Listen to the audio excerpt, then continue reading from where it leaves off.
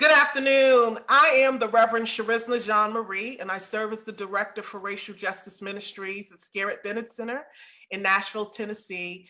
And thank you for joining us for another live stream conversation. This conversation this afternoon is partnered with the Gamaliel Network. We're excited about this partnership, our friends here at Gamaliel Network. And this conversation is a very important conversation because it's a personal conversation.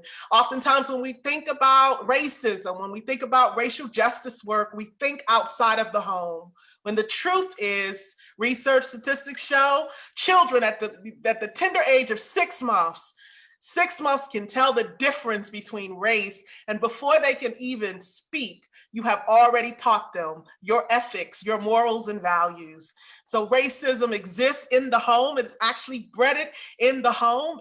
That is where it starts, and it shows up in the public spheres.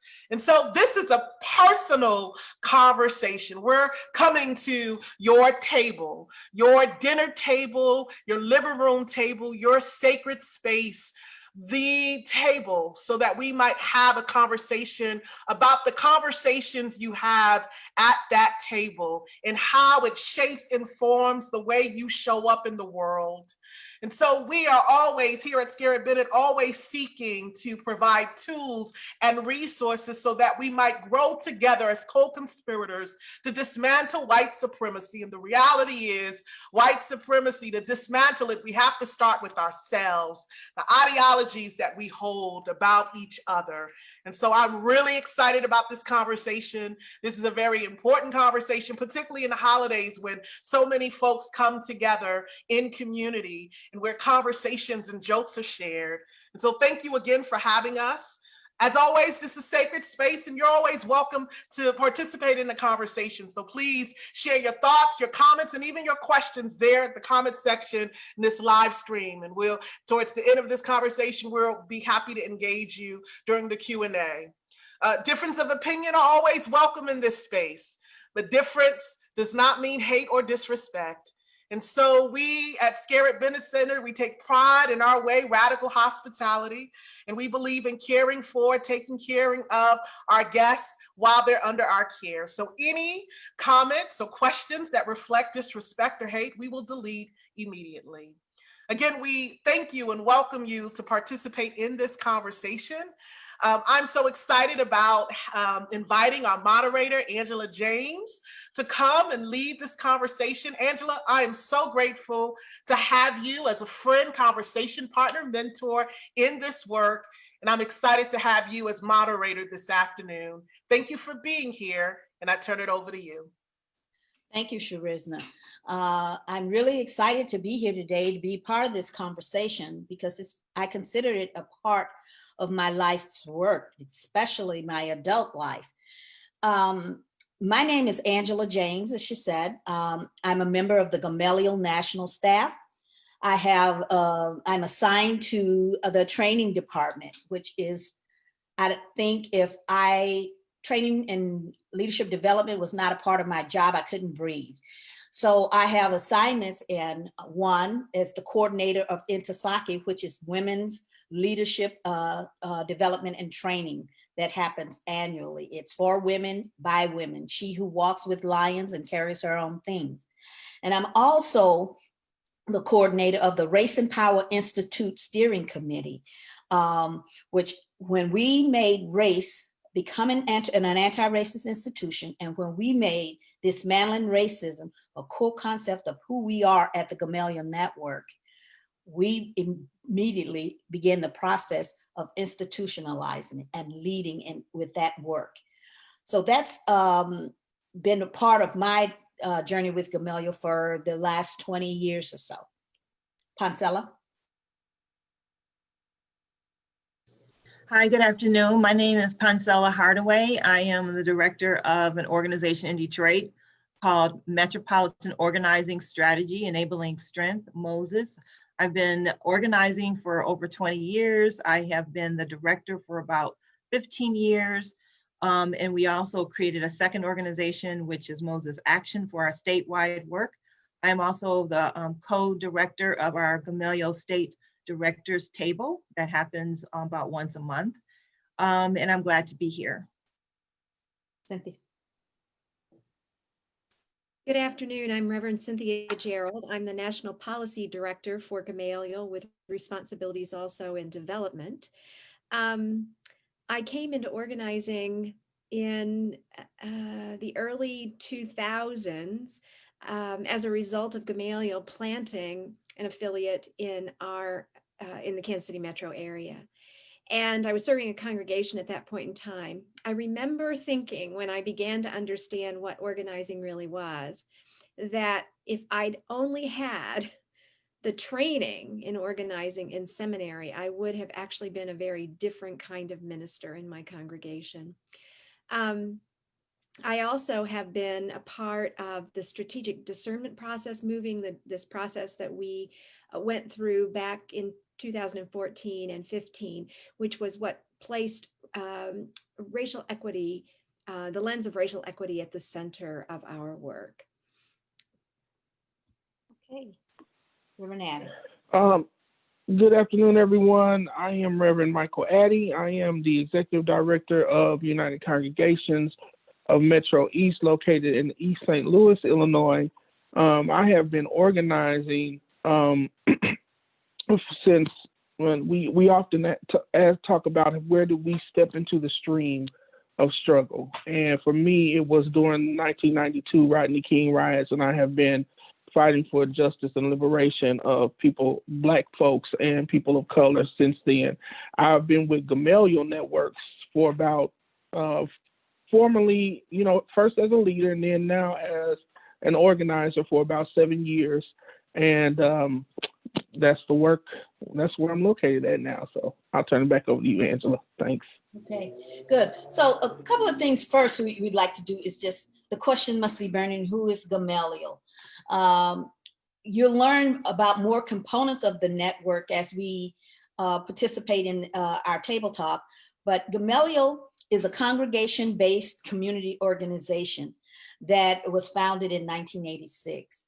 Right now, we are made up of 15 states with 40 different projects, and we have a very powerful arm of the formerly incarcerated called Expo.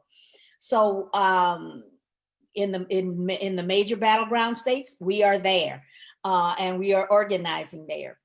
So I wanted to start with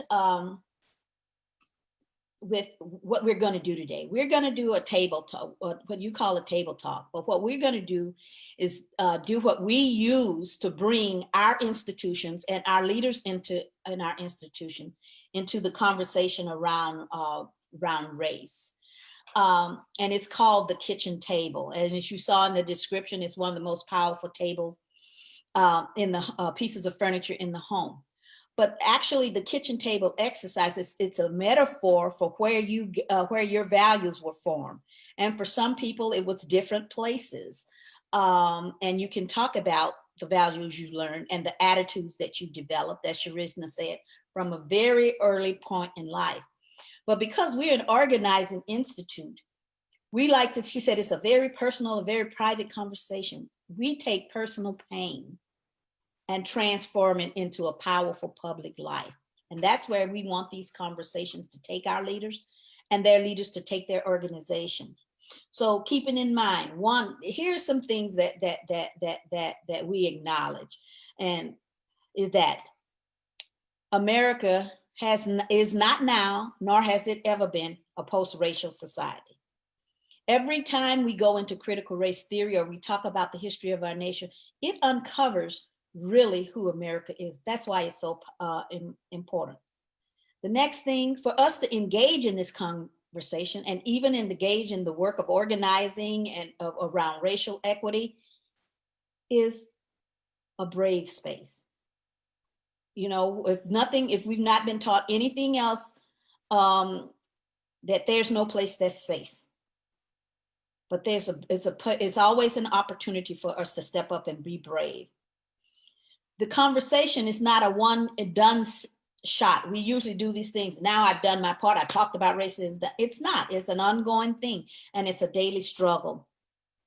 And the last I'd like to say on this as we begin is It's about accountability. It's accountability to what you believe. It's accountability to your values. It's accountability to your institutions, and more importantly, to each other. And that's why we start this table talk, or this kitchen table, from a very, very private space. So with that, I'll start. When we do the kitchen table is where we ask our leaders, and we ask ourselves, and we have to ask ourselves, as staff, because we are in relationship with each other, and to be a part of a powerful collective, you've got to understand each other. And so one of the first question we ask is about the kitchen table. What messages were you sent? What messages did you receive at the kitchen table? For me, the kitchen table is not a metaphor, it's real. That's where I went to the school of hard knocks.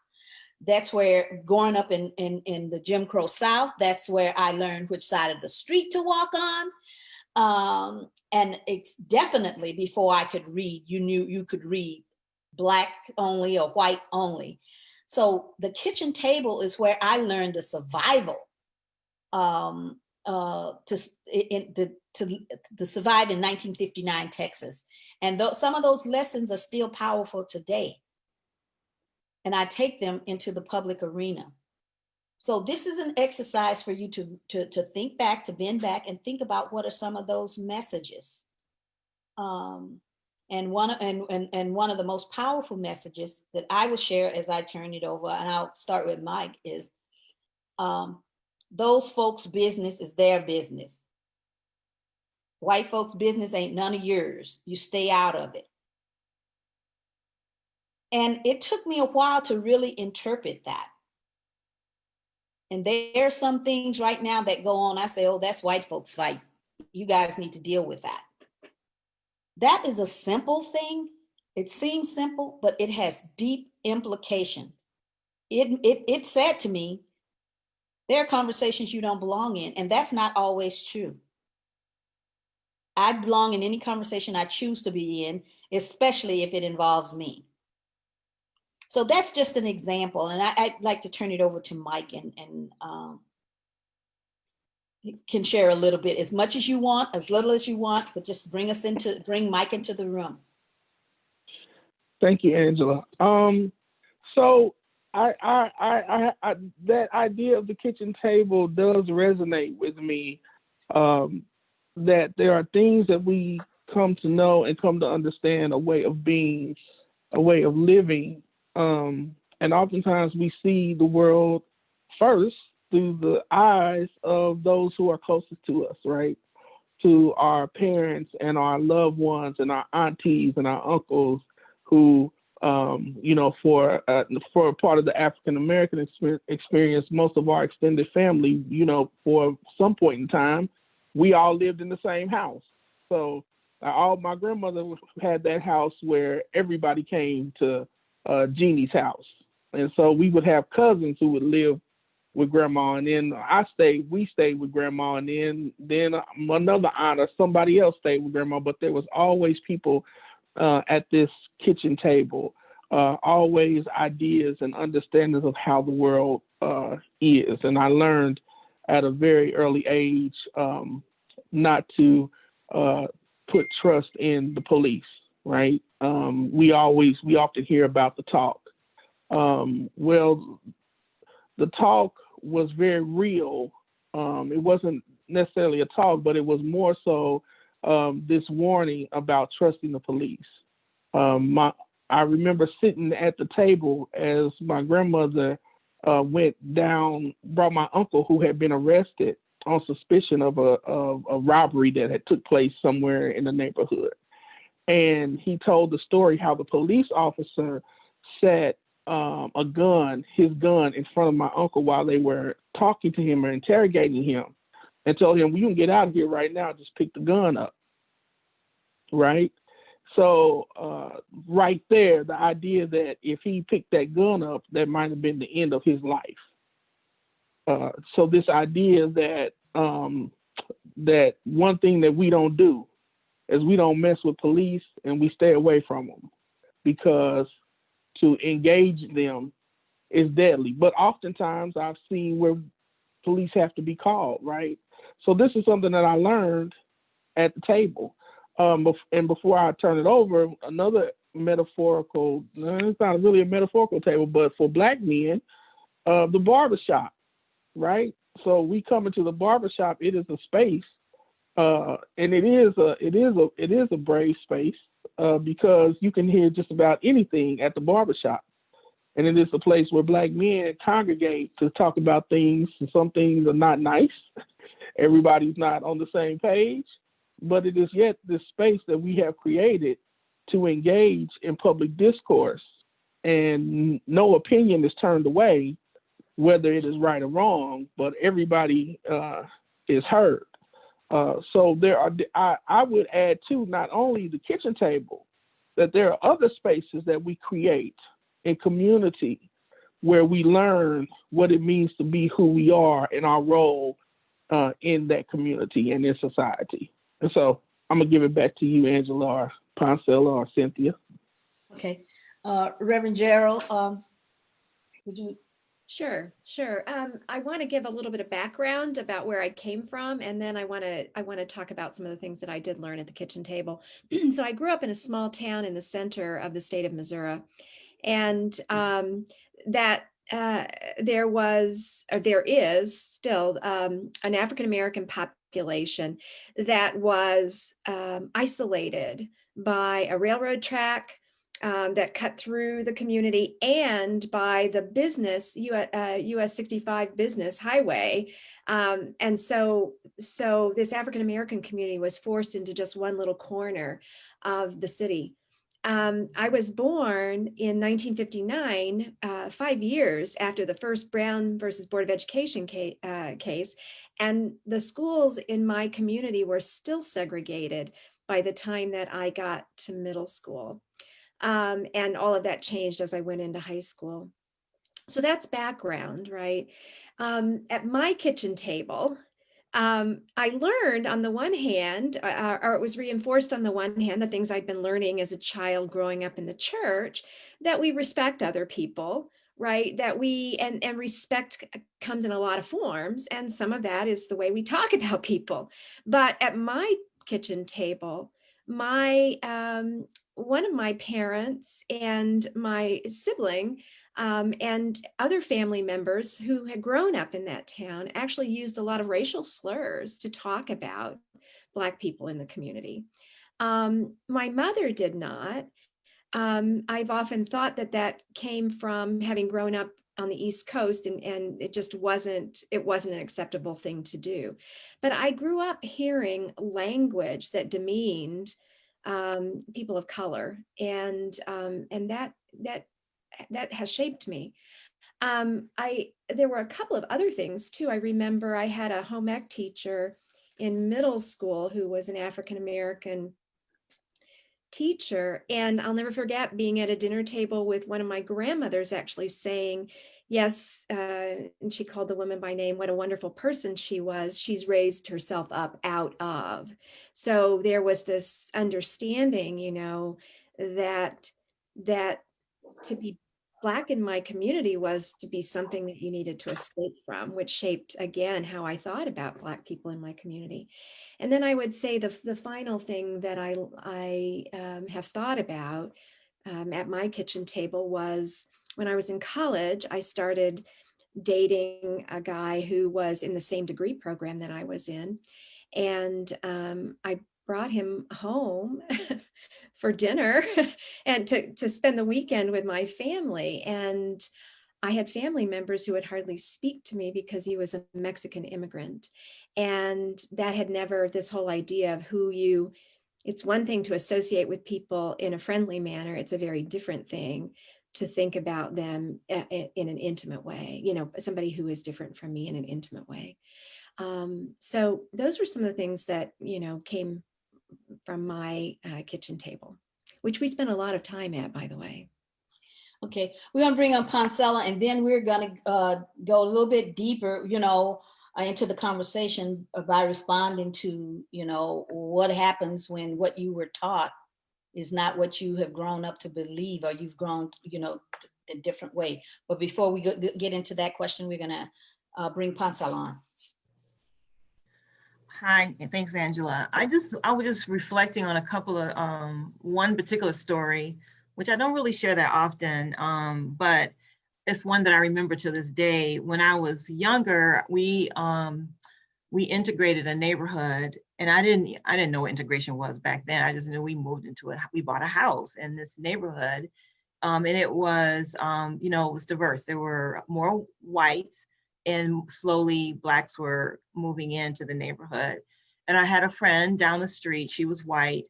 And, growing up, we go over your grandmother's house, they have they have certain areas where kids can play, things are covered and all this kind of stuff. I didn't think much about it, but I didn't realize when I would go to her house, I could only go into the backyard and go in as far as the kitchen. She had a swing set, etc. So she was a really good friend. Someone, because when you're new in the neighborhood, you befriend people, and I didn't think anything about it. And I didn't know that I was Black. I didn't know that there was a difference. And I remember I had a sleepover, and I had all the kids come over, and she didn't come over. And I was like, wow, she was like the best friend. So she was moving. The family was moving, and I remember her brother. I said, and I couldn't understand why is she moving. I was upset because we were Beninese friends, and her brother told me. He said, "Well, my father thinks there's too many Blacks moving on this block," and that was the first time I thought, "Oh, okay." So it kind of made. I thought you see, kids are different, but you just didn't think about how different you were, and what kind of backlash that would happen in terms of somebody making some drastic action like moving to some other area because of the color of my skin. So with that, I fast forward as an adult. So I grew up in the church, a very strict church, very insulated to the world. So we love everybody, and nobody's different. I was used to playing it safe. I was a safe Black person in corporate America, straighten my hair, all those things. You knew who didn't like you, who did, all those things. You grow up and you just learn to wear the mask and do the job and just, keep the peace. Until when I started organizing, I went to South Africa to do training. That was when I felt like I got sort of radicalized. When I went to first time going to another country, and they had just come out of apartheid, and I'm thinking they are no different than what we supposed to have been coming out of years ago. I came back very angry as an organizer, and I think that really shaped how I think about my work in terms of organizing to this day as it relates to race. Seeing that there were 3 different types of people in South Africa, with the same 3 types of people here. There you had the people who grew up in Jim Crow, meaning you have the people who grew up under apartheid. You had their children who might have been the Black Panthers or the radical, in terms of how they resist, in terms of race was happening in this country. The same thing with ANC in South Africa. And then you have the young people who were born on the other side who just don't get it, and the same here. So I saw the same parallels in two different countries, and just didn't realize how advanced I thought we had come, and realized we had not come that far at all. And that's where I kind of stand today. And like, we're so far behind in terms of how we're dealing with the issue of race in this country, has really shaped how I do the work in organizing.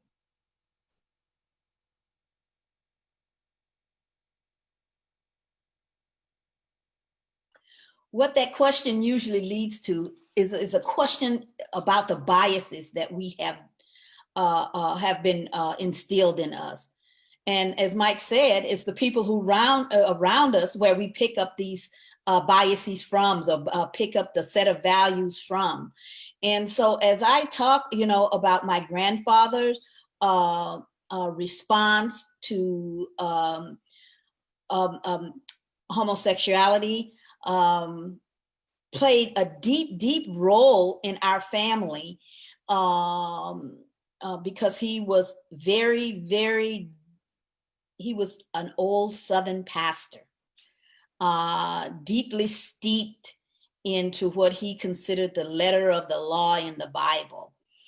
And he imposed in our family that there was no place for people like that. That's what he said. There's no place for people like that. He dehumanized them and made them an object rather than a human being. And that presented a specific challenge for me growing up. You know, when you have a sister that's gay, you have cousins, and even one of his own children, offspring could have possibly been or whatever. But because of that bias that was instilled, you lived that out. And it wasn't until I was old enough to learn about humanity versus an ideology that I could separate myself from that and say that I reject those values. I reject that as a value and form my own. Another thing is about conversations where I don't belong. Can you imagine that every time I walked into a white room, I was silenced because of what I was taught? Get on the other side of the street. That's not a conversation for you. But wait, why can't I be in a conversation that's about my life, about my humanity? So that's where this leads us into a conversation of biases, whether it's implicit or explicit. Can you say, any of you say think of a conscious bias that you have developed from that table or from those interactions?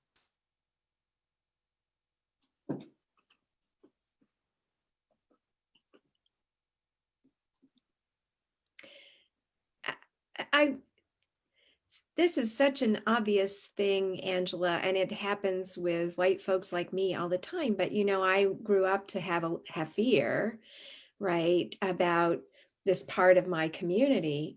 And so I do, in fact, I still catch myself doing this from time to time. That's locking my doors or moving away from a person of color in an elevator, a male, I would say, right? Because somehow, particularly a Black male, should be somebody that I'm afraid of. But I suspect a lot of people who are watching today have had experiences like that as well. Okay. You know, so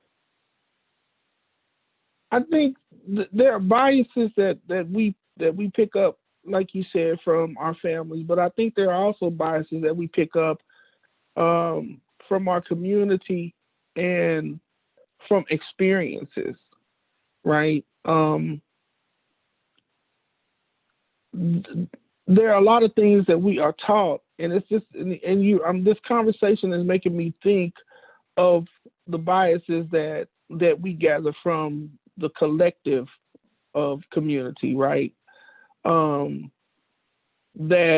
every Black person has heard or knows or has said, but it didn't necessarily come from, it wasn't at the kitchen table, but it was as a collective. And there's a lot of them. Like, one of the things that I try to be intentional about is my interaction with other people of color.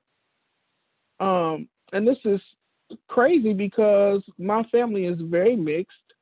I have an aunt who's white. I have an aunt who's Korean, which means I have first cousins who are half white, half Korean, half Black. But even in that, we still talk as though we are, oftentimes at family gatherings, we still talk as though we are monolithic, like we just completely ignore the other side of who they are. So everything is in Black talk, so to speak. And then that's the language that we use when we are with each other, right? So for those who are now listening, you know, many times we have, Paul Laurence Dunbar wrote, "We wear the mask," right? So we are good at code switching, right? But when we are together, there is a language, a language that we use that does not concern itself with whether this person is white, these cousins who are Asian, you know, and the stereotypes and the biases that come along with that. And we even have Latinx folks in our family, right? I had a relative who really had issues with Latino folks speaking Spanish around her because she didn't understand what they were saying. So she took it as an offense, right? Rather than this is them being who they are and they're allowed to speak their language. And she was like, I can deal with the Chinese man at the Asian restaurant, but them damn Mexicans, when they get to talking that stuff, right? And so I found that, I learned Spanish on purpose and studied Spanish because I was like, well, I'm not going to have somebody talking around me that I'm not going to be able to understand nothing that they say, right? And then recognizing that bias that I received at home from my beloved relative seeped its way into my subconscious unknowingly. So much so that I felt the need to, I studied Spanish all the way up into college, almost had a minor in Spanish. And not realizing that part of it was my need to make sure that I am able to communicate and nobody can ever be around me saying something that I don't understand, right? So, this conversation is kind of bringing those things to light. And I think that that's the first step to healing and wholeness and the tearing down of the things that divide. Well, thank you, Mike. We start the conversation here so we can begin to be honest with ourselves. And that's critically important because what we think in private, what we think, values that we hold dear, whether they are positive or negative, we carry that into the public arena where we infect other people. We can see the rhetoric of hate that's going on in our country now, and it's now people are beginning to animate their biases that they've had. And just think about, if you carry a bias, one that I always like to use, term I like to use is personal discretion. When you're in a position of authority and you get to use your personal discretion, where do you think that personal discretion comes from? That means you don't have to abide by any laws. You don't have to set any rules. It's just about what you think and it's what's in your brain. So this is to begin a journey to have this conversation. They're tough, but they're important. So what do we do? There's a number of questions that are in the chat box that we're going to address shortly. But what do you do? The next step is what do you do when you find yourself constantly confronted with battling with your own demons or battling with your own socialization in the public arena? As Mike talked about the journey with his family, we at Gamaliel, we're a national network, and we are made up of all iterations of race and gender. And so how do we constantly challenge ourselves we use the best self, for our best self to come forward in this battle? So what are some of the things that you guys as organizers have done? Go ahead, Poncella. Yeah, I can start. I think one of the things I love about Gamaliel is first of all, we take on the issue of race from the get-go, how we cut the issues, how we talk about the issues from a lens of race or structural racism. The other thing is the whole idea of sharing stories, understanding and hearing, like the whole concept of one-on-ones, really understanding. And because we bring our biases, we bring our history, we bring our experiences into these conversations, and then being able to listen to someone else's story and be able to share your story, we begin to humanize each other just through the relationship building process. And then, constructing these brave space conversations. I use one example. We had a white suburban congregation in Metro Detroit, a Catholic church, and we were working on an issue around banning affirmative action in Michigan. And I brought a national person in who was doing a lot of things around affirmative action. And so 2 Black women in the conversation with a white team of people who I've done one-on-ones with. I knew them before I even got into the room.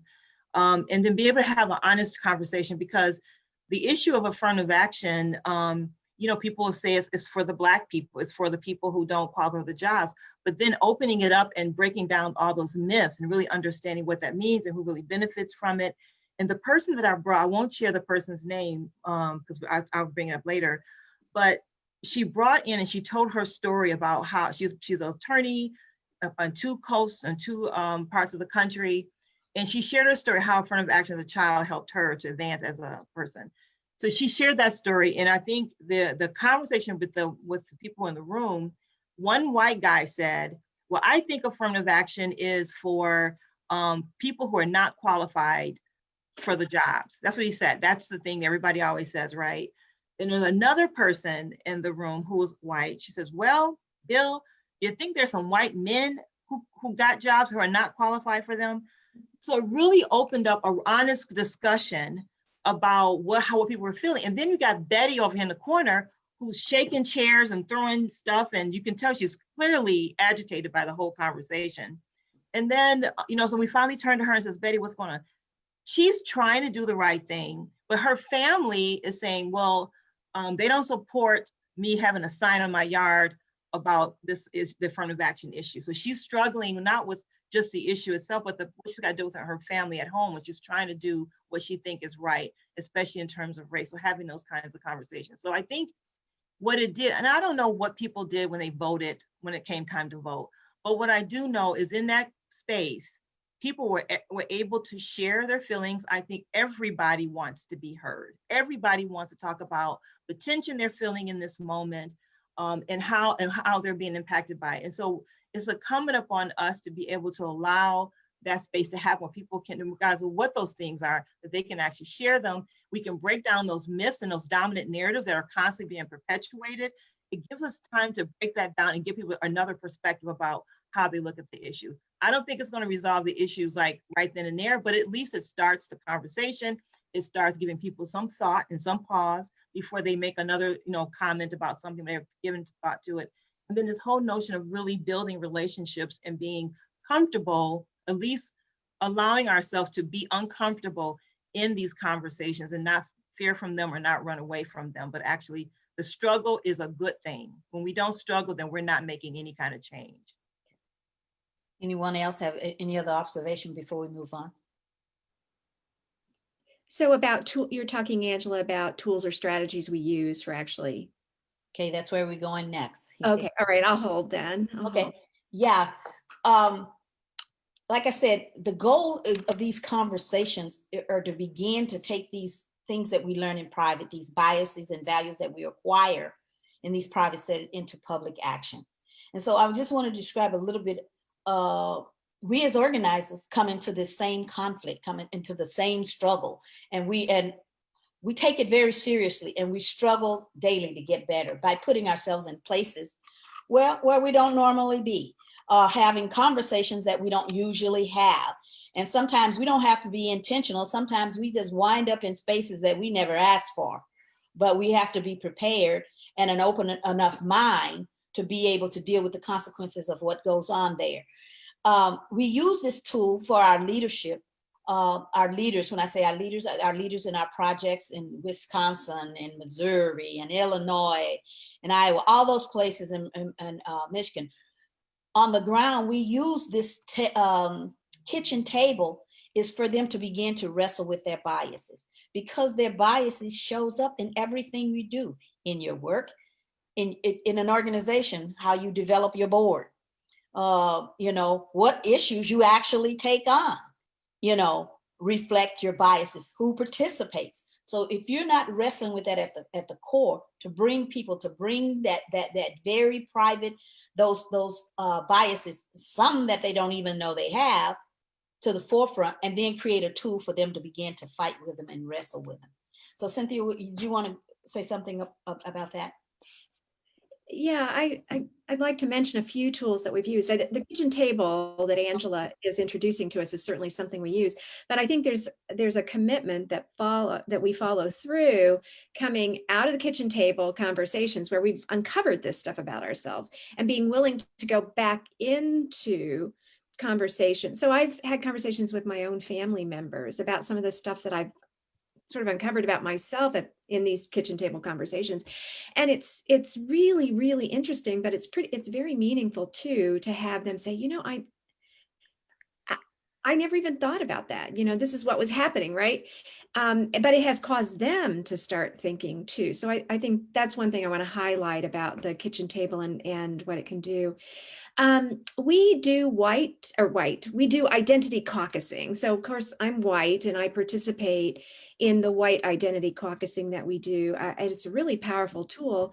And we developed another tool to use within that white identity caucus, which is a case study tool.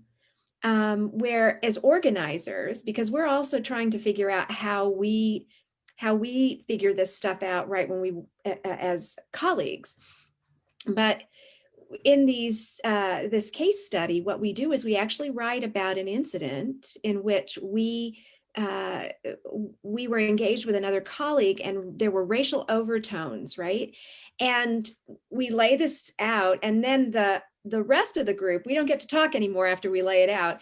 The rest of the group actually does some analysis and theological reflection too, right? So we're trying to root it in values, and we're trying to be clear on what we should have done, what we could have done, how we will do things differently. And so that's a powerful tool. The other thing I would mention is this Trusted 10. And I think this gets to what Pancella was really saying. The relationships are absolutely critical. There is, and I'm sorry I can't give you the name of the person who developed it, but you can find the resource online. And it's a process by which we identify the 10 people that we trust the most. And this is separate from family. This is about our public lives, right? Not our private lives. And what we uncover when we do this with leaders and with organizers is that we tend to track toward people who are very much like us, which begs the question of how we're going to do things differently, right? How are we going to actually choose to relate with people who are different than us so that we begin to uncover these biases that we have? So I'll stop there, Angela. Okay. Anyone else? Angela, I would say that this work of dealing with racial bias and any type of bias is not done in a vacuum. It is not the type of work that we can do by ourselves, right? We all have those moments where we reflect on our own actions. But I think what I hear Cynthia talking about is when we go into deep reflection with others, is when we are able to make the most progress. When we are brave enough to ask and answer and engage in the tough questions. When Brene Brown, who I love, talks a lot about vulnerability, right? How do we make ourselves vulnerable to others, and find the ability to trust people to handle our vulnerability with grace and mercy? And I say that because that's one of the things that has brought me and enabled me to deal with many of the, because at one point in time, and I say this because at one point in time in my early college career, after the Rodney King riots and the verdict and all of those things, I found myself in a place where I did not want to engage white people, literally. I didn't think any white, and I've been a Christian for a long time, but I'm telling you, I didn't think a white person was going to make it to heaven. I thought they was all going to go to hell. And I was like, that's the best place for them with all the stuff, right, that has happened. And so it's been a journey, and I was a Pan-Africanist. So I was all about the diaspora and the liberation of Black and African people. And so it's been a journey to deal with the things that I've learned, the experiences that I've had, because sometimes our own experiences enable and create our biases, right?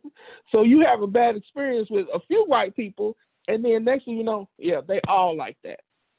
And so I think for those of us who are people of values and morals and faith, that we have an obligation to work through that stuff. And it is messy. It is messy, painful, scary work.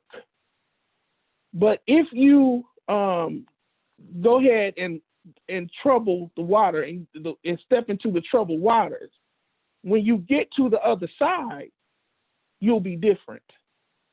And I think that that's part of the struggle. Who's willing to enter into the troubled waters with me so that we can get to the other side and be at a place where now when my bias shows up, my white friend who a coworker can say, hey, Mike, I'm sensing this. And then we can then begin to struggle in that tension together so that I become better, that we become better, right? Thank you, Mike. What I want you to do right now is in America, race has been set up as a false binary of Black and white. And looking at us, you may automatically think it's just Black and white, but it's not. That's the insidious nature of racism in itself. It forces us to think of only Black and white. The only constant in racism is whiteness. There are many iterations of race, identity, and multiple intersectionality categories. I mean, and it's just like when you stand up at the end of the program and you want to thank somebody, you're at the Oscars, you're thanking somebody, and the one person you forget will say, well, they didn't mention me. But when we talk about race, we're talking about it in all of its iterations. That's why the Race and Power Institute is setting this house so everyone can see itself in it and the impact and the damage that race does to all of us. Sometimes I think linking us together as people of color forces us a loss of identity. But we're working hard to make it sure that individual identities in every iterations of race is represented. And Mike talking about tough and hard and difficult. The best thing that happened to racism is that it has been able to pit all of us against each other and force us to compete, start a dialogue of competing oppressions. And that's where when we start this conversation on bias, it's about you, no matter what your racial iteration is. It's about you and the biases you carry. It's about you and the values you carry. So I think that that's very important when you're entering into this. It's not for the faint of hearted, and it's not meant to dehumanize or to leave out anyone. I had a couple of questions. You know, we're not there at our question and answer period yet, but one that someone says about critical race theory. And one of the things that makes it difficult for us when we enter to the conversation around race in any form, the oppressor always wants to set the terms of the discussion. I don't want to talk about this. This makes me uncomfortable. I don't want to believe this. You know, education is both powerful and dangerous, but without it, we trip up all over the place. So this is not always about what you believe, especially when it comes to racial healing and fighting for racial equity. It's about the spirit of what you're trying to create, and that's humanity. That everyone is included in humanity. And so when someone says, I don't want to talk about this, I can't tell Cynthia what to talk about in the White Caucus no more than she can tell us what to talk about in the People of Color Caucus. It's just that we're setting the terms of our conversation, and the oppressor is not whoever your oppressor is, or whatever. They don't get the right to set the terms of the conversation. Otherwise, we will never get to the point of talking about institutional racism. And I will remember, I was in St. Louis. I think this is when the network made a pivotal turning point in our understanding of the magnitude of our work. The same week that Mike Brown was shot, he was shot 24 hours before we were to begin our national training. We had 100 leaders on the ground preparing for training, but the local organization, MCU, and Mike, you want to get rid of that acronym for him, was on the ground working in education, and we were door knocking in Normandy. So we were there all over this happening.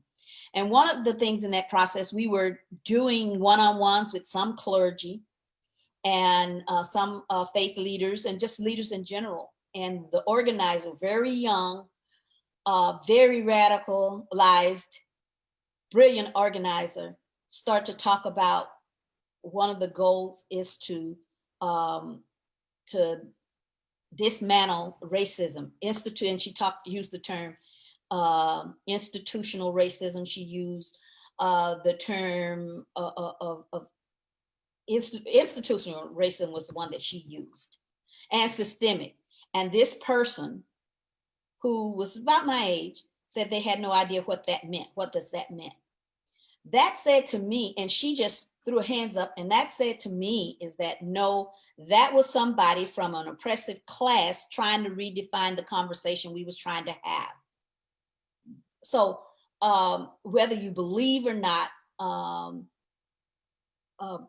this is for everyone. You get to set the terms of the conversation, not what's oppressing us, So there was someone say, how do we get to institutional and systemic racism? That would be a task force question, because of some of the things that we do to get there. We have to understand what it is. And just a brief definition that all of you know, it is when all institutional racism is when all of our institutions work together to oppress a segment of society or a particular racial group or a particular institution. And how we at Gamaliel, we approach it through a campaign. So I think, Poncel, this one is to you, and it didn't prepare you. It just came up. I would want you to think about this. You've been heavily engaged in integrated voter engagement, and this was a very scary election for some of us. Could you define the institution at work in voter suppression in Detroit, and what you guys did about it? The institution. So I'm thinking institution right now is the board of canvassers at the local and state level. But before that, I want to just preface it a little bit about just race in this country. There are so many people who are suffering at the hands of many systems in this country, right? The United States has a huge system of oppression, and people are every day disenfranchised in one way, shape, or form in terms of their livelihood. Renters not being able to, corporations benefit, people who on the other hand side of that are the ones who are suffering the most. So there is a huge disparity.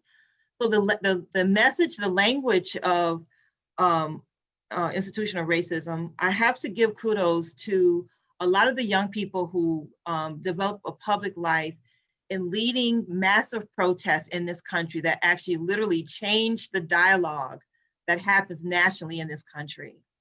They shine the light, along with COVID-19, on the inequities and the racial disparities that we have been experiencing. It only exposed what's already been embedded in this country for years. It only exposed it. So to have this idea that, we're better than other, I beg to differ.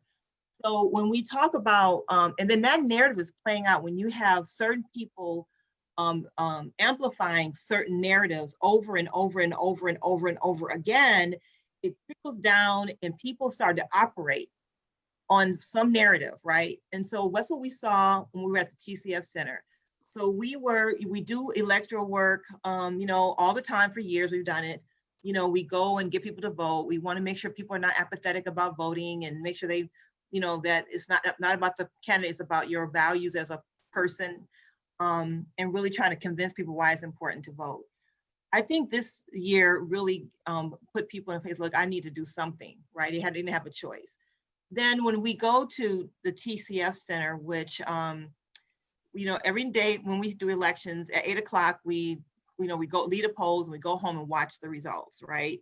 Got a call at 8 o'clock that next morning. Some of our colleagues were there all night. Some of our staff were there all night, called and said, we need you to come down because they had this inundation of people coming in as poll challengers who were just intimidating and disrespecting the workers, many of which were Black women who were down there counting the ballots. And then there's this, this whole tension that was happening.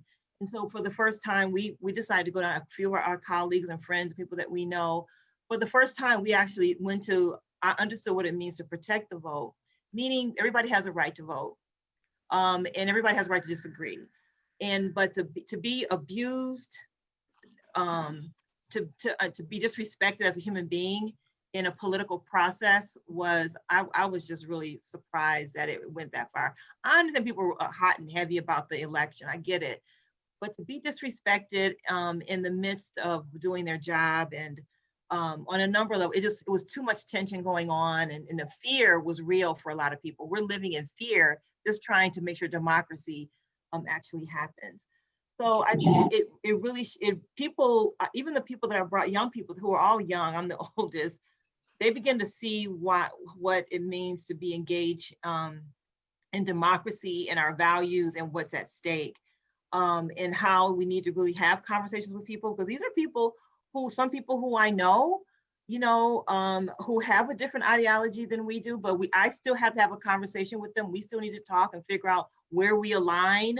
I don't expect us to always agree. And sometimes we're just polar opposites, but we still have to engage and unify going forward. And I think what I'm worried about, can we unify going forward, given where people are operating so polarized in this country? Is really kind of worrisome that we can't pivot back into a place where we got to really bunker down and really think about what we need to do to keep this country moving, our cities moving, just so that's where, I don't know if that's what you're talking about, but that's where.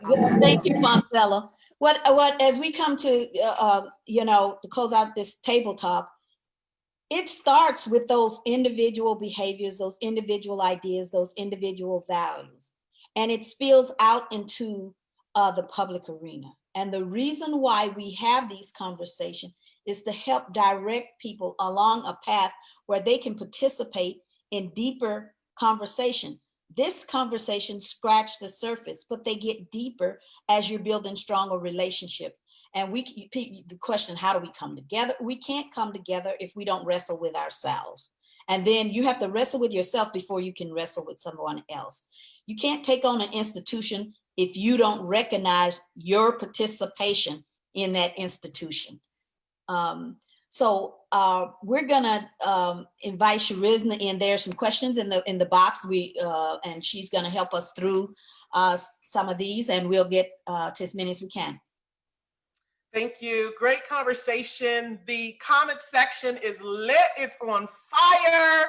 Many are engaging, and so we thank you for that. And we want to remind you, if you do have a question for the panelists, please do write the questions. This is the conversation. I want to go back, Angela, and this is for all of the panelists, the question about the critical race theory question. The question is, can you be opposed to critical race theory and still be for racial justice? But I want to go deeper, because critical race theory is a tool. It's one tool, right? I think behind this question, I want to suggest here is that there are people who enter into this work who do not believe racism exists, or who do not believe that, right, systemic racism is what, how America was built and continue to function. There are people who enter into these conversations who have a problem with this idea that they're racist or their loved ones are racist. Right. And so the question, I'd like to kind of reword the question and not focus so much on the critical race theory, because again, it's a tool, but I want to ask the question about how does one enter into this work not fully understanding or believing or want to believe that racism exists, it is part of the DNA of this country, and 9 times out of 10, your loved ones, your family members, not just your granddaddy, but your immediate family are racist, continue to perpetuate racist beliefs, ideologies, practices. So let's start there. In terms of the hard truth for white people, that racism is the America way. Well, Charisma, those critical race theory and you know, some of the tools we use are non-starters for a conversation. That's why paths need to be laid. And when I said the oppressor wanting to define the rules define the topic, I don't know, I remember 20 years ago watching Jane Elliott's video, and she set up the room the way she wanted to set up the room. And the minute she let the participant in, one white participant started to rearrange, and Jane Elliott just lit into her. Look at her. Who told her to rearrange the room? She wants to make the room where she's comfortable. That's the conversation. That's what's behind the critical race theory, is because somebody else is defining the conversation other than the oppressor. That's right. And it's an educational tool, and we're gonna have you have to do it again and again and again. And it's hard to accept that, you know, it's hard for me to accept some of my biases that I have when I know better. It is hard for people to accept that this glowing, shining democracy has a few pimples. Well, heck, it has an infection, what it has. But that's right. So that's where a lot of times, one of the people who trained me in this ministry from Crossroads says those are signs of rejection. Those are resistance. Those are signs of resistance. And it's not the type of resistance to the reality. That's right. That we were born into a racist society, and until it changes, until we become a part of the change, it won't happen. That's right. So that's what I think it is. Cynthia or Mike, any of you want to a piece of that question? But I just think it's pure and simple. You know, I try to always have my co-conspirators here to answer questions that could possibly come from white people, because white people can talk to white people. And white people need to talk to white people. And, you know, that's why we have people like that in the network. I only wish that we could have had more on today who could just really drive that point home. Cynthia, but it's about control. Cynthia, if you had nothing to say, it's okay. You're on mute. Thanks. Wow, when we have conversations like this, I walk into them feeling a bit fraudulent myself, because I'm so far from being unbiased, right? I'm that good white person that Britt Bennett writes about and then doesn't know what to do with. But I think for white people who are really for white people who are really committed to dismantling racism, there's got to be a real clear declaration about being anti-racist, which is much more active. Charisma, when you started we had the conversation earlier privately about allies versus co-conspirators. I think white people have to make a decision to be anti-racist, which is an active position, for one thing. I think the second is, and Angela, I think you talked about accountability. I think that white people who are committed to actually doing this need to set up a structure of accountability. so that I'm held accountable. I don't have to go to Angela and make her the person to tell me what I should be doing, right? That it's white people who are holding me accountable and can actually see what I'm doing. So an infrastructure of some sort for accountability. That's where the identity caucusing, the racial identity caucusing, is incredibly helpful. I'm not sure I actually got directly to the question you were asking, Charisma, but I No, I think that's helpful. So- Go ahead. Mike, do you want to add something? Yeah, I wanted to add something because I know this is we got some seminarians on, and so I think it points to we often talk about our embedded theology, but we got a lot of different things about us that are embedded. And I remember the first time that somebody told me, Moses didn't write the first 5 books of the Bible, right? That's what I was taught as a child. So this bias goes to kind of the embeddedness that we are brought up with, and sometimes, at the risk of getting, kind of religious here, I am a liberation theologian. Some people are drawn with loving kindness, right? Some people you can conversate with and they be drawn with loving kindness. Some people have to be snatched out of the darkness into the marvelous light.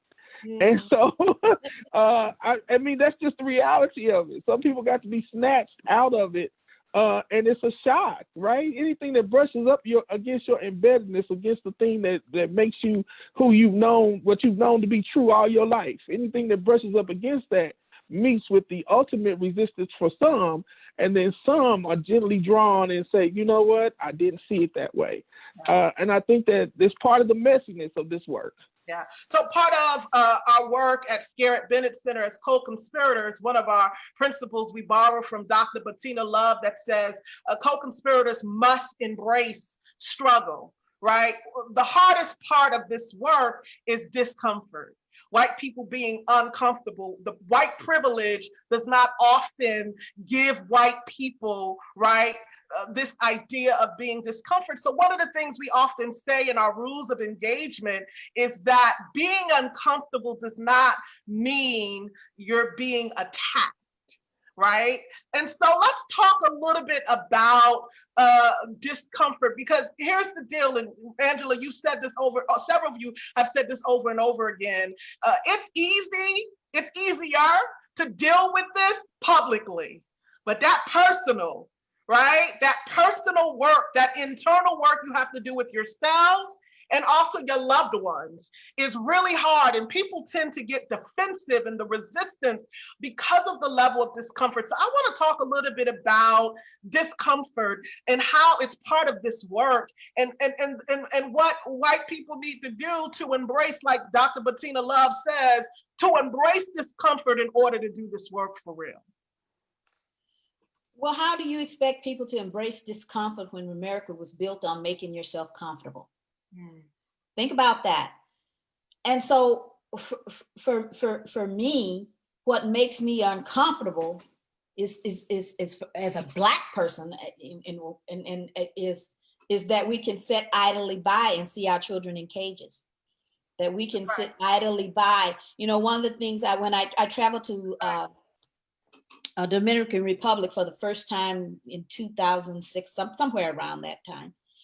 And I hit the ground, and, I was like, ooh, baby, where did all these fine Black men come from?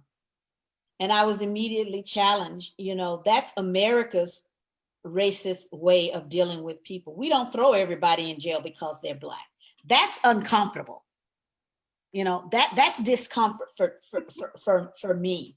So when we get to talking about, I have no sympathy for someone's discomfort, but for people that I'm in relationship and people who are committed to this fight, I can walk with them.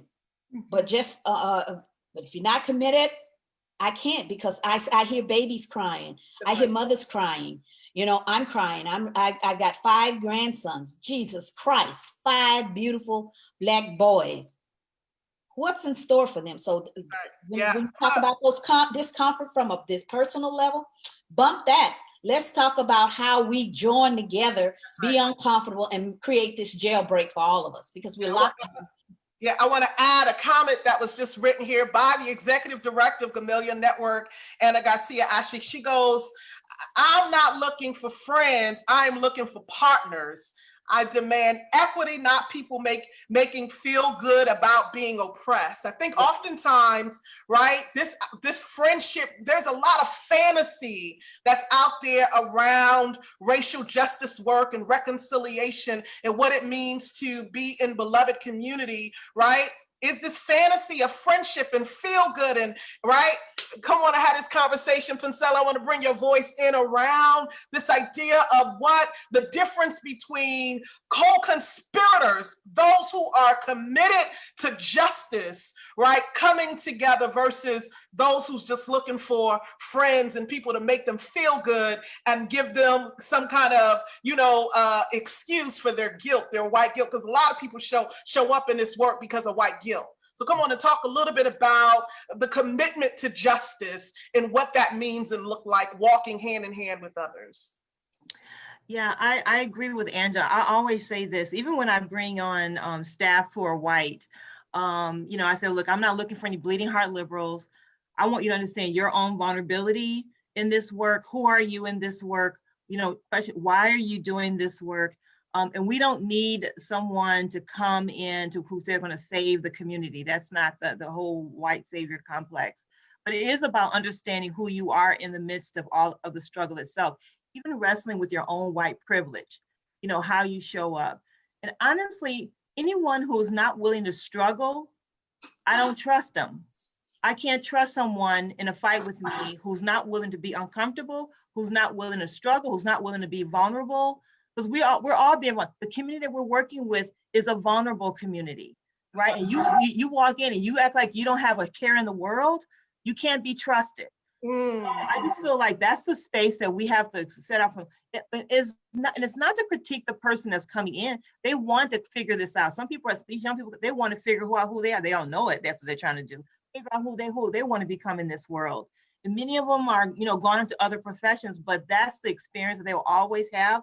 Their world, their lens has been shaped through the process of us organizing into these vulnerable communities, dealing with these racial, structural racism institutes that we deal with in prison, public health, education. All these are systems that are oppressing people of color. And that's what we work on. And that, if you want to come to this work, that's what we're against. If you can't figure out who you are in the midst of that work, then you can't be trusted to be in the struggle. Yeah, thank you for that. Cynthia, I want to bring your voice in. A question, speaking of trust, there's a question about trust.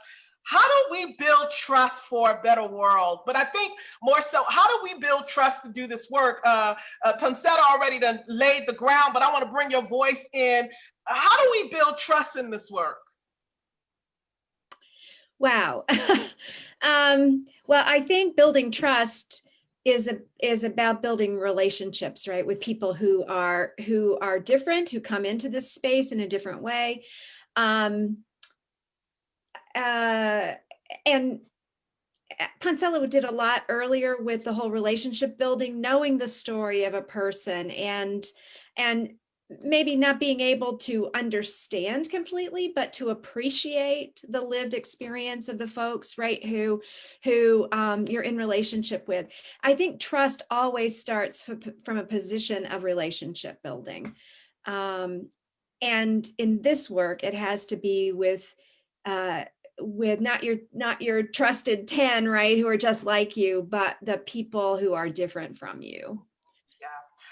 One of the reasons why this conversation was so important, particularly for our audience members, many who are not organizers like you all, who does not serve in the public spheres like you all. But my background is in higher ed, and oftentimes I encountered Reverend Mike. I encounter white students who were born and raised in rural areas, predominantly white areas that never encountered diversity at all until they came to college. In their first semester, the cognitive dissonance begins to happen. And we talk about the cognitive dissonance experience in co-conspiratorship at Scarritt Bennett Center, where your truth and your experience don't hold. They're a conflict. Your truth and your experience, they're a conflict. And so a lot of students who come in their first semester, and a lot of their truth, a lot of their values, what they were taught around the table at home in their communities, right, they come to college and now they have a Black roommate. And now those truths can't hold with the experience. And they're having a cognitive dissonance experience. And I'd like to suggest you can't be a co-conspirator without that experience. So would you talk a little bit more, particularly Reverend Mike? I also suggest this is a spiritual experience, right? Racial justice work we talk at Scarritt Bennett Center, we cannot simply do with our hands and feet. We need the divine assistance. We co-conspire with the Holy Spirit, with the divine. And I believe the cognitive dissonance is a spiritual experience where it's a new awakening. But I'd like to hear from you, Rev. Talk a little bit more about that awakening, right? Right. Excellent question, because for those of us who are people of faith, it is the Spirit of God that leads us into all truth and knowledge and understanding. And part of that journey is breaking you out of the ignorance, which ignorance is not a bad thing. It's only bad if you don't recognize you're ignorant. If you don't recognize you're ignorant, then it becomes a bad thing. But oftentimes we are ignorant to the plight and the struggle of the other. That's right. And part of the journey, and part of, when I can say this from my own journey, is beginning to empathize and understand the journey of the other. Right? How do I, my white co-conspirator, how do I put myself? And so a lot of the work that I do is about embodiment. And so how do I help them to, how do I first embody what it's like to come from a rural part of America that is very homogeneous, right? And embody that and to understand it. And then how do I work with my co-conspirator to the person from rural America to embody what it's like to be African American or Latinx? How do I begin to do this work of embodiment to understand other bodies in ways that I might not understand from my own context, from my own experience? It can be very powerful work. It can be work that cracks us open, right? That helps us to see that we are not. It's kind of like, I like to use. I'm trying to stay away from these big theological terms, but it's the idea that we are chipping away at who we are and our understanding of the world, not to say this is what we are not, but to get to what we are, right? To get to our best selves. So we often use that in organizing. So I'm chipping away, and we're chipping away at our bias, we're chipping away at our ignorance. So not to say that I'm not this and I'm not that, but to say I'm chipping away at these things, this embeddedness, so that I can get to where I am. And it is the work of the Holy Spirit to help us in that path. You know, for the seminarians of the seminary, that is the work of seminary. That is the work of faith. That is the work of organizing, is to help people chip away to get to their best self, to get to their most powerful self, to get to the self that says, I understand what it's like to be Latino children and parents watching their children stripped away from them and in a cage, and I can understand and empathize and embody that pain to the point that it moves me to action, to build power, because it has violated the core of what it means to be a human. I don't know. I don't want to get too deep on you, but that's where I'm at with that. Right. Angela, you're one of the top trainers in Gamaliel. I want you to talk to the student, my student I talked about earlier, who has the cognitive dissonance, but not necessarily the skills, the resources, and who goes back home for the holidays. and they're sitting around the table, and now they're in that space. And let me say, the cognitive dissonance space is a very lonely and dangerous space. And so won't you share, Angela, some for, again, many of our audience members are not necessarily organizers. They're everyday regular people who's trying to figure out how to be a co-conspirator in their own homes. And so speak to the one who is having that experience and now have to go sit at that table with family members. Well, you would ask one of the most difficult questions there is, because sometimes you have a difficult job just explaining to your family what it is you do, what your job is. And I remember when I first started training with this, and people at an airport or anywhere would ask me what I would do, I would just say I'm a teacher. Because, it's hard to grasp. But we all have, Mike explained, he was describing my family. But I think, again, it depends on, it's not a group relationship. Somebody at Thanksgiving dinner is always going to spoil it for the rest of them. They're going to make everybody uncomfortable in the room. And there needs to be a space where they can talk about what about that made you uncomfortable. Sometimes it doesn't happen in a larger setting, but it happens in a more personalized setting, because there's always the drunk uncle, and there's always the auntie that's stuck in way back in the past, so far that she knew Jesus, and so you're gonna have those different dynamics in the room, and it's hard to have a group conversation on that matter. Mm-hmm. When you experience that discomfort, and something you have said has made someone in your family uncomfortable, you got to have that conversation.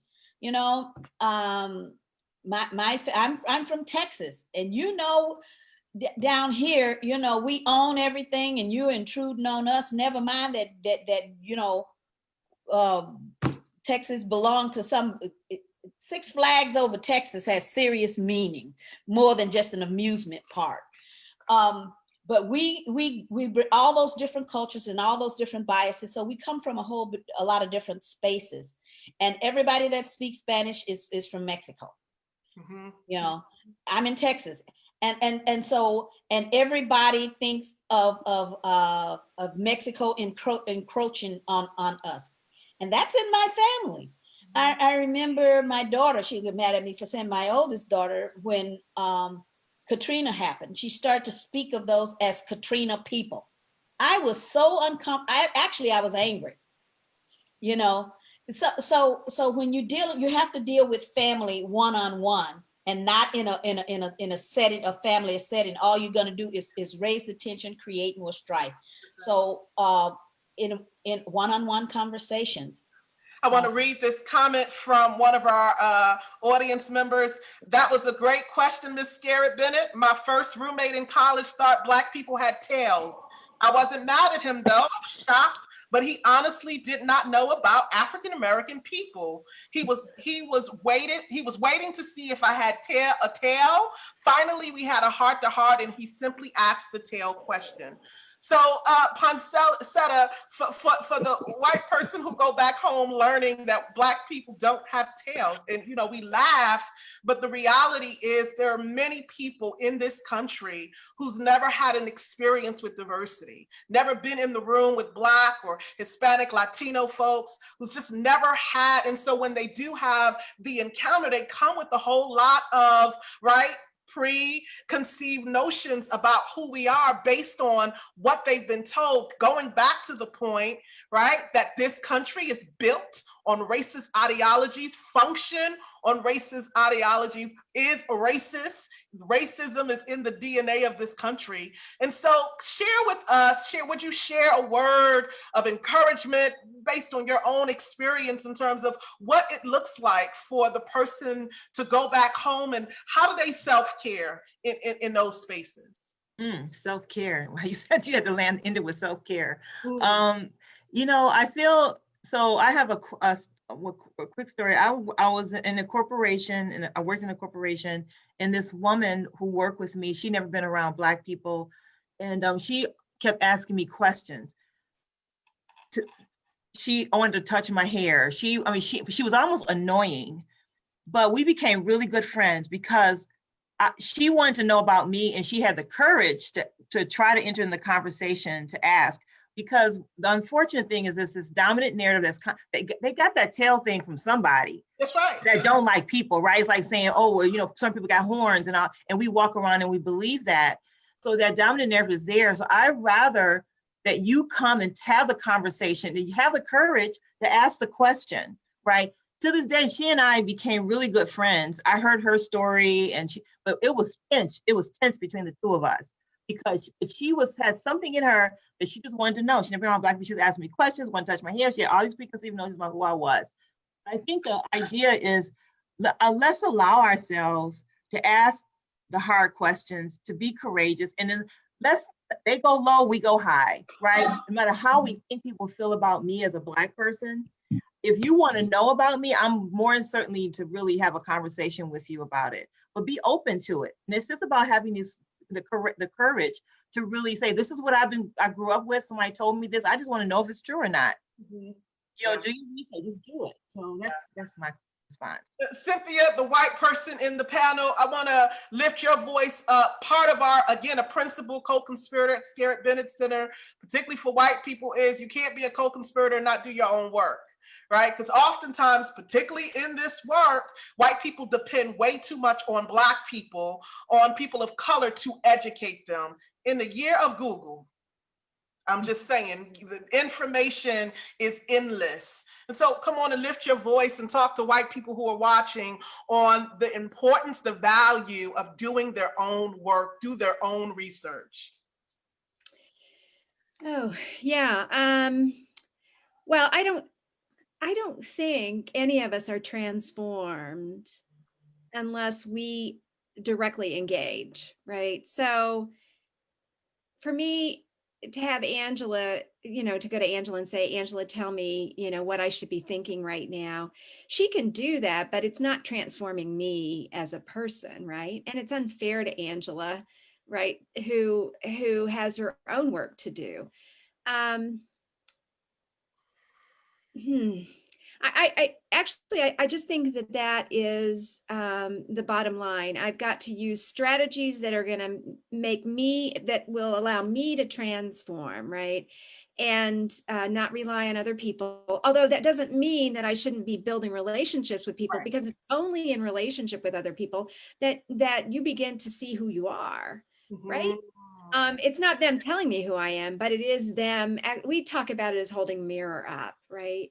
People, I see my reflection now as other people engage with me. So I don't know that I'm not sure that I got to what you were asking for, but I think you did, but I want to invite others in the room in terms of the importance of people who are committed to doing this work, to do their own personal work, so they're not burdening others. Yeah, let me add one more thing, because I've been thinking about this a lot since Poncella went down the road of, I don't know if you actually use dominant narrative language, Poncella, but we talk about transformational narrative, and that's our own narratives too, right? And part of that is linking every single thought we have, every single behavior we have with a value, and where did that come from, right? And maybe it needs to be challenged in our own lives. So it was the stuff Mike was talking about, right? The embedded theology. So anyway, I'll stop there and let others speak. Well, can I get one quick comment? Before you sign off, there were some things that I wanted to say, because we're getting close to the end of our call. Mm-hmm. Each of us here, we're speaking for ourselves and sometimes for our collective. But when I speak of as a Black woman, I am not speaking for all Black women. Mike is not speaking for all Black male, and Cynthia is not speaking for all white people. Mm-hmm. Again, the beauty of the journey is that it creates a space for all voices, individual and collectively. And I wanted to also say the question that came up in the box about Gamaliel and Scarritt Bennett. Mm-hmm. We do two separate things, but things that are very compatible and very necessary. Scarritt Bennett does a good job of educating and pricking the hearts and minds of his constituencies. And Gamaliel we do prick in the hearts and minds of our constituencies and move them into action through organizations and other institutions. It's important for us to have those types of partnerships when we're doing this work. There's always room for more co-conspirators and more institutional partners. So I just wanted to say that, and Charisma, if you had anything to add before you. Yeah, the question, just so our audience can know, the question was, why did Gamaliel and Scarritt Bennett join forces to confront racial equity? And I would suggest, we do have shared values, and part of this work, how we understand this work, is to collaborate, is to partner, to do this work together. There is a Haitian phrase, I believe it's an African proverb, that says, many hands make a light load. And so the many ways that we can come together to get this giant, this systemic racism, this institutional racism, to dismantle white supremacy, if I got other co-conspirators who's willing to come with me, listen, and not come with me for my sake, but come with me for their own humanity, I'm all about it. And so that's how I see Gamaliel. But Poncelle, I know you wanted to have a thought. You had a thought. I want to bring your voice in before we close out. Oh, I just had a quick statement about the dominant narrative. How are we going to allow ourselves to change the culture? So when we went to that training of the dominant narrative, I had a diverse staff. And after the training, we started challenging each other when we were reinforcing the dominant narrative unconsciously. We didn't even know we were doing it until we were made aware of what it is and how it's done. And also, people also come from a place of pain. So when people have this resistance of the other or othering, sometimes it's also come from a place of pain. So acknowledging that when we enter into a conversation, that we're also talking about a place of pain, whatever that pain might be, and we try to find something to blame for our pain, and something that carries out into our public life. So I just want to, those are two things I think we have to be mindful and deal with when we enter into these kinds of relationships. But the key about learning, doing the homework, understanding what it is, and then how are we get in a space where we can challenge each other about making sure we're not reinforcing the wrong behavior, dominant narrative, and actually move towards transformation. Thank you.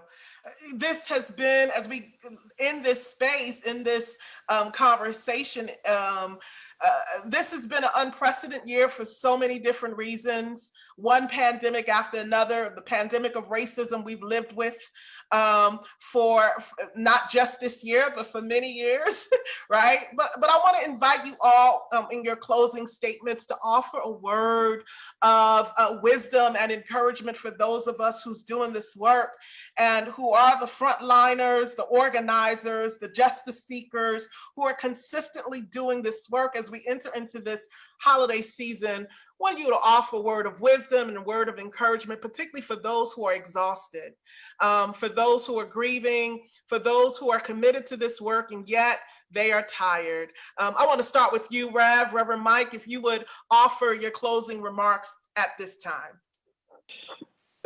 I knew you were coming to me. So I think my closing remark is that this work, racism and these dominant narratives and these structures of hate and these systems were developed over time, hundreds of years of time of humanity. I'm prayerful that the work of the Holy Spirit and that God can do a right now thing, right? That it won't take us that long to dismantle them. Somebody asked in the chat, we didn't get to this question, how do I engage the Proud Boys? I don't know if I have an answer for that. But who you can engage are the people who you love the most first. And know that these movements and changes are micro movements sometimes. Sometimes they're large movements, they're all at once, the light bulb pops on, but sometimes it's micro movements, it's the small questions. The Bible says it's the small foxes that destroy the vines of love. And dealing with those small things, those small aggressions, asking those that one probing question that just gets people to think a little bit more about what they just said, that gets them to begin to question the foundation, to question the things that they thought were true about others. I think that that's the beginning. But in this time of pandemic, take care of yourself. Do some self-care. You ask that question. You got to know when you're having one of them days where you are not able to interact with people in a way that is healthy and loving. And then you got to deal with that and take the time to step away. Because if you don't, you'll do more damage than you will do good. But give yourself space to recognize and to care for yourself in ways that allow you to remain healthy, because we need people who are healthy in mind, body, and spirit to do this work, because it is so challenging. And then don't shy away from the hard questions and from the hard stuff. It's messy, it's ugly, it's painful.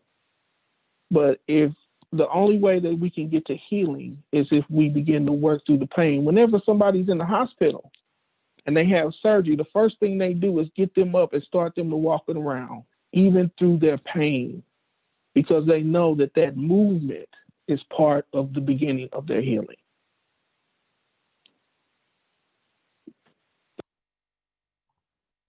I'm on mute. Thank you so much for those words. It starts with the little. We often think the big when there's so much power in the little. Thank you for that reminder. Reverend Cynthia, won't you offer words of wisdom and encouragement, particularly in this holiday season? Many organizers and justice seekers and frontline, those who's been out protesting all year long. Won't you offer a word of wisdom, love, and self-care? Yeah, this journey has been incredibly important to me. I know who I was years ago. I know who I am today. I know that my life is richer because of the discomfort that I live in, and because of the relationships that the relationships that I have with this group of folks, with other folks. And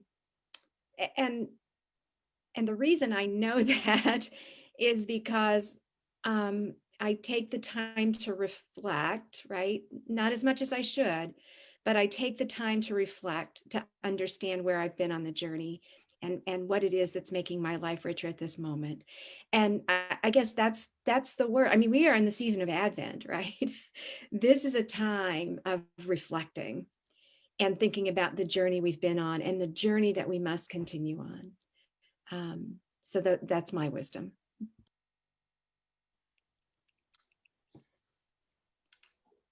Thank you, Reverend Cynthia. We really appreciate that. I'm going to change it up a little, Pancella, because again, all of our audience members are not organizers. They're not frontline responders.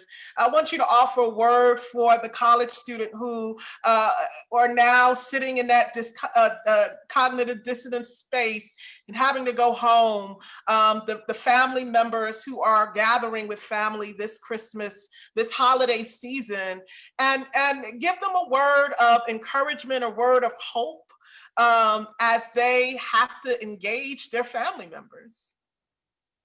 The word that kept, when you asked that question, came up to me was about, let's not walk in fear, right?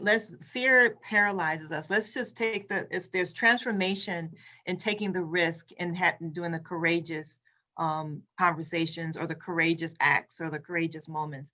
But let's not let fear paralyze us. And also wear a mask. Wear a mask. We love each other. We respect human life. Wear a mask, but let's not walk in fear, because fear has been driving a lot of this, what we're experiencing this year. Let's not walk in fear. Thank you for such profound words. Wear a mask in this day and age. Angela James, from the day I met you, you have been such a great co-conspirator, a partner, a conversation partner. You modeled that so well. And so I want you to offer a word, particularly around that question, why would these two institutions come together to join forces? Would you talk a little bit about the importance of not walking alone, but walking alongside partners, co-conspirators to do this work? Well, I don't think all of my journey has been rooted in community, whether it's been a community of family, but growing up in the South, everything revolved around community. The institutions, not the institution, the church understood every socioeconomic condition of every family in the community, in the Black community. And so that established community care, a theme of community care, and you don't have to do this alone.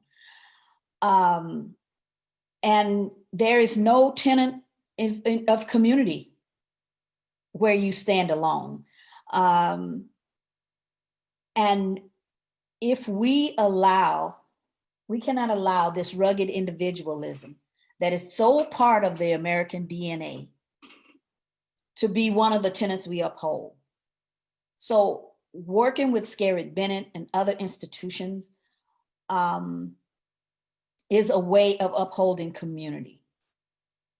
And you don't have to be the same to be a part of the same mission. So I think for me, it's who I am. And if we're gonna work together, that needs to be who you are, a part of a community that gets things done and work together.